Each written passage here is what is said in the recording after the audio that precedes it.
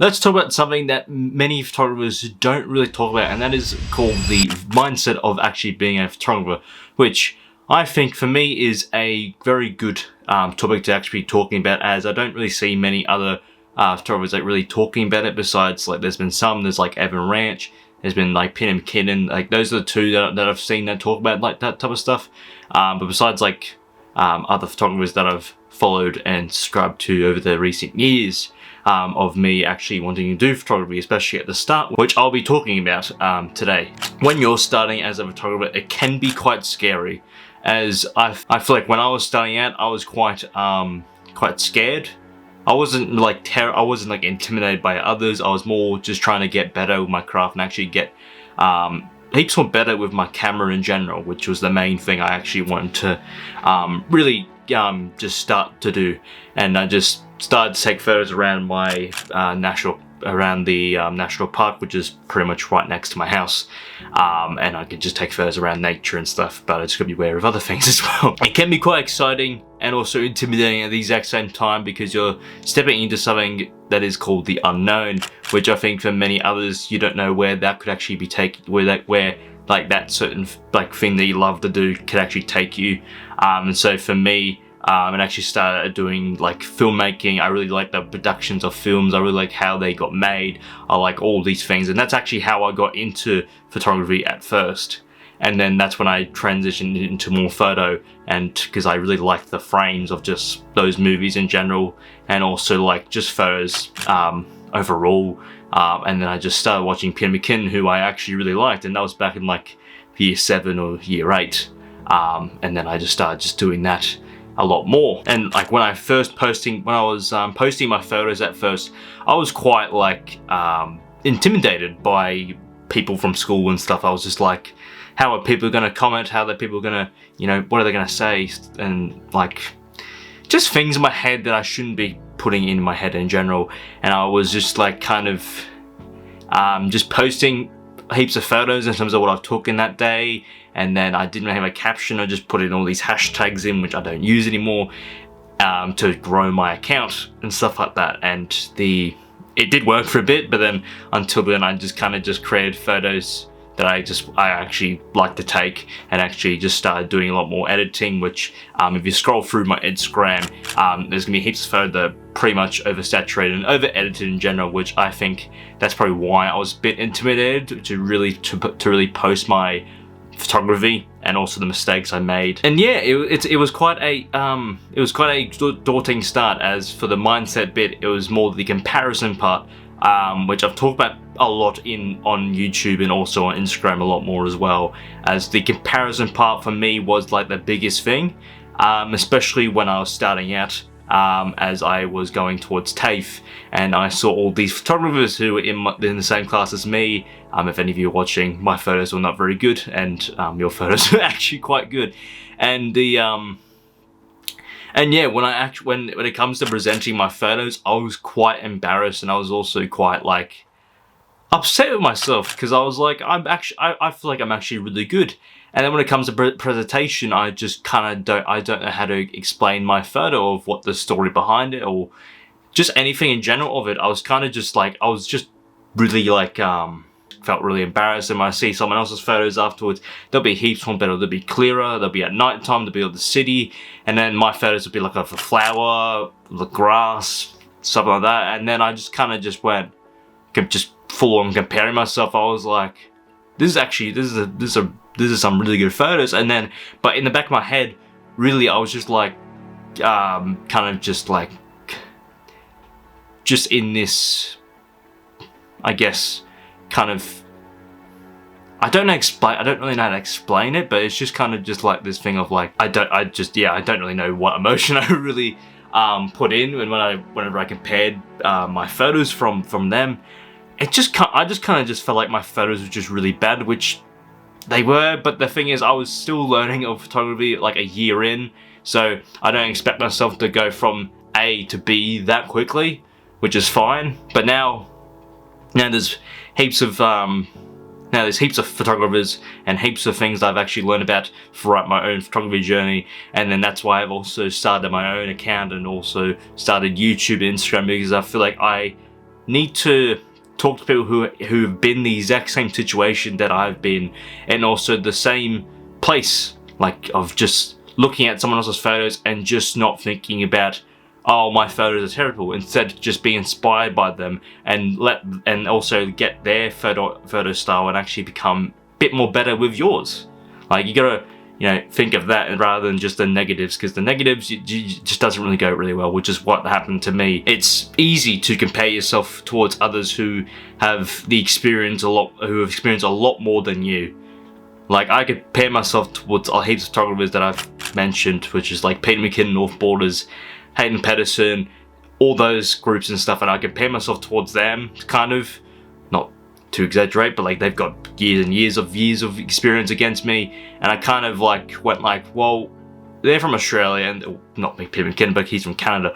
They're from Australia, well, I could possibly be one of the big ones as well. And I just felt like I was never gonna get better. Like, I just felt like that kind of thing, and every single time I saw like a photo that looked really good, I was just like, how the hell did they do this? And then I look at my photos and be like, well, what's missing? Like, what is this and this? And I started complaining a whole lot more. But now I don't complain anymore. I just start to really implement a lot more into my own system and also into my own photo editing style as well. Here's the truth that I feel like most photographers need to, get into. Most beginners, intermediates, I don't really know whoever's watching this, but the thing is, their journey is not yours. They've got their own journey, and they've gone from A to B from a certain amount of times, but the thing is, you didn't see the behind the scenes. You didn't see what they had to go through. And so for you just need to focus on your own lane as if it's like a 100-meter sprint. Imagine that. It's like just going from your lane. You don't have to crash into somebody else's lane, like, because otherwise that would just be cheating in general in that sport. But imagine like a 100-meter sprint or 1,000-meter sprint. You just need to go on your own lane and just keep on running and running until you hit a block or something. I don't know. The biggest thing is to just experiment with your own photos and experiment what type of photographer you actually want to be. You just need to experiment your own photos and figure out what type of photography you actually like to do. That's the big thing. You want to figure out your own purpose in terms of your photography, because that's the biggest thing, is purpose and being able to move forward with that purpose, so you can actually just get out of that basics thing and just become a bit of an expert a little bit. Like, that's the main thing. Sometimes for me, I was experimenting with a whole lot of photos, experimenting with a whole lot of videos and stuff like that. And as a photographer, I started doing a lot of sport, and then started doing a lot of nature, landscapes, and I started doing a lot of, music photography, which I actually quite enjoyed. But the thing is, I still have a casual job, and so I couldn't really do that. I couldn't do nights and stuff very much, and so I went, okay, that's cool, I've learned something a little bit, and I tried doing the business part, which I kind of liked, and I also didn't like at the same time, because it was more me sitting down the computer, and then 5% of the time I was actually taking photos and trying to improve in that part, which I still like to do every now and then. But at least I've actually learned something from that, rather than going all negative and complaining like, oh, this didn't work, blah, blah, blah. It's like, I've got some lessons from that. That's the big thing. You want to get some lessons from your own mistakes, so in that way you can grow and actually get better. Because if you're looking at that mistakes as if it's a big failure that the whole entire world saw, no, the whole entire world did not see that.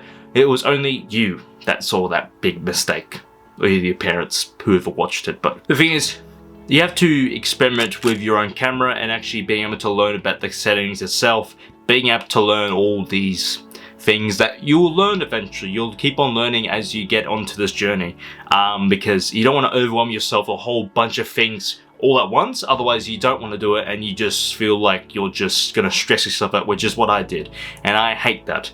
So don't do that. Like, don't do that. Don't do what I did and try to overwhelm myself in terms of a whole lot of information and going like, what am I doing? Like, what's the big idea here? But the key thing is, for this video, is do not compare yourself towards others and just focus on your own skills. Like, focus on your own skills rather than focusing on somebody else's photos and going like, oh, they got this and this and this. It's like, bro, you could have the exact same thing if you just work on your own skills, work on the basics, work on the things that you actually need to do, because the biggest thing I feel like for most beginners, they need to write out a list in terms of what they don't know and what they do know, and actually try to actually improve themselves into what they don't know.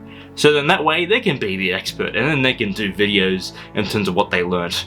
Stuff like that. Because that's the simple part. The simple part is just power of one, by just doing one thing at a time, which is just the biggest thing. The power of one is the biggest thing that you need to do. Just do one thing at a time rather than trying to do 3 things at once, because you're not going to get anywhere. You're going to have, you know, multitasking your own self. You're going to put 25% in this, 25% in that, 25, it's not 100%. You're just kind of just half-assing everything. So don't do that. Do not do that. You that's watching, do not half-ass on anything. And I've caught myself doing that as well. So, you know, I'll call myself out on that as well. But photography is not just about perfection, your own photos, perfectioning all these camera settings and all these certain things that you see on YouTube. It's just about pushing yourself to the limit and being able to watch your own progress, being able to be happy with your own self, being happy with the way you've come from A to B. Being able to say that I've overcome this, I've overcome this, I've done this, and then stuff like that. Like that's the biggest thing you want to be able to do. But yeah, that will be the whole lot of the mindset of being a photographer, as it is a big topic, and which I will be explaining a lot more in terms of other videos as well. But this, I just wanted to get this out there, because I feel like it's probably the perfect time for me to be able to do this, because otherwise I will probably procrastinate a whole lot more. And also, do not procrastinate as well. Do not procrastinate on your own photos and being able to just overcome that as well, because I'm a big procrastinator as well. So if this resonates with you by any chance, I would suggest you hit the subscribe button, also like the video, and also share with others. Share with other photographers who have also are struggling in terms of, you know, being able to overcome the, you know, the comparison trap, the alter ego trap, and what we've talked about today. Because it's a conversation between you and I, and also friends that are watching this videos as well. So yet again, if you are struggling with camera settings, I also have a free guide as well. They'll be down in the description below.